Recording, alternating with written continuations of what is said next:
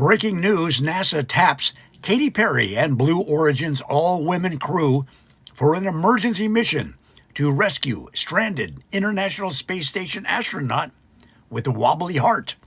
NASA has confirmed that pop star Katy Perry and the recent Blue Origin all-female space crew will be returning to space, this time for real, on an emergency mission to the International Space Station to retrieve a critically ill astronaut.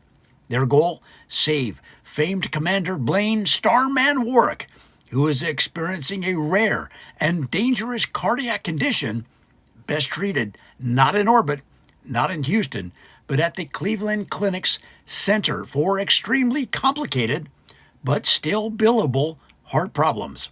A life-saving pickup at 17,000 miles per hour? The urgency began when ISS medical monitors detected an erratic heartbeat during morning yoga. Commander Starman reportedly collapsed during a downward dog and began mumbling lyrics from a Billy Joel deep cut. With no trained flight crew available because of a mandatory training retreat in Sedona for all qualified astronauts, NASA was forced to look outside traditional options.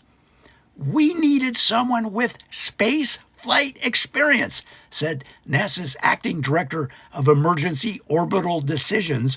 And when we typed "has been to space recently" into our database, it auto-corrected to Katy Perry. So here we are. The mission, now dubbed Project Pop Star Rescue, will see the ladies launched not to the Kármán line like before, but all the way to the International Space Station, a destination described by flight officials as real space, like on Star Trek. The team returns, slightly louder than before. The same crew who floated gently for 4 minutes will now rocket 250 miles above Earth, dock with the International Space Station, retrieve Commander Starman, and return to Earth in time for a high-profile press conference and possible Hulu documentary deal. Katy Perry will serve as mission commander and vibe curator, armed with nothing but a sparkly clipboard and several sequined jumpsuits. Gayle King will return to her role as emotional stability officer, armed with Oprah's voice in her head and a GoPro attached to her temple. Aisha Bowe, the actual former rocket scientist, has reportedly been whispering, "I cannot believe this is happening," to a stress ball shaped like Neil deGrasse Tyson since the announcement.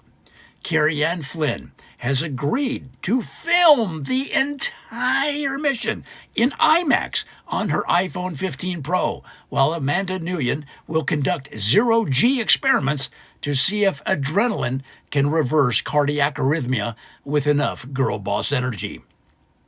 Lauren Sanchez will pilot the capsule using a joystick she once used to fly helicopters over Malibu. The journey ahead.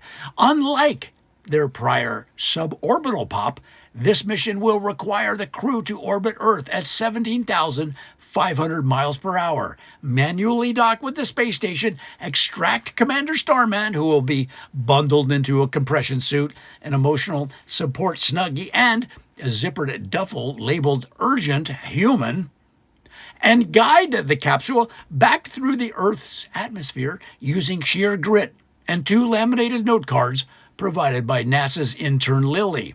They are expected to re-enter the atmosphere in a blaze of sparkly heat shield glory and land near Cleveland, where a team of elite surgeons, a mobile heart lab, and one very confused Cardi B impersonator will be waiting. The nation reacts.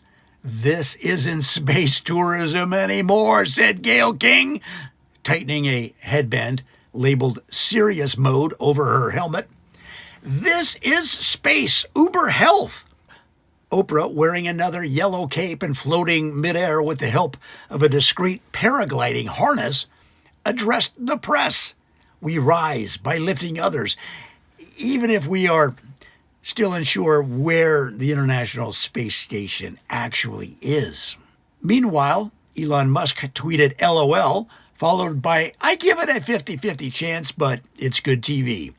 The launch is set for Saturday morning, assuming no one forgets the coordinates of the ISS or accidentally opens the hatch at the wrong time. This reporter says, Godspeed, Godspeed, ladies. Let's bring Commander Starman home.